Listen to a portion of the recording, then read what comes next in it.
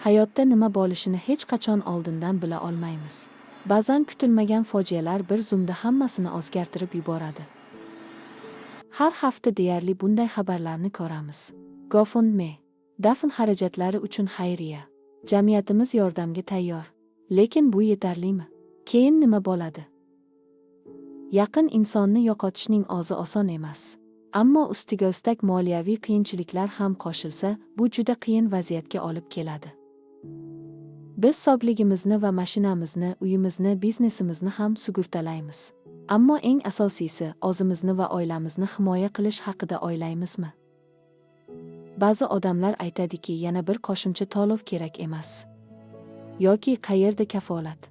Aslida biz faqat A+ reytingli sug'urta kompaniyalari bilan ishlaymiz. Va har bir shtat o'z fuqarolarini sug'urtasini qonun bilan himoyalangan. Sug'urta rejalarini oyiga taxminan $50 atrofida boshlanishi mumkin. Bu sizning yoshingiz, turmush tarzingiz va sog'ligingizga qarab belgilanadi. Siz uchun eng qulay variantni birgalikda tanlab olamiz. Ortiq kutmang. Oilangizni va kelajagingizni himoya qiling. Biz bilan bog'laning. Bizni ijtimoiy tarmoqlarda kuzatib boring. Oilangizni himoya qilish va kelajakni xavfsiz qilish bo'yicha foydali maslahatlar uchun.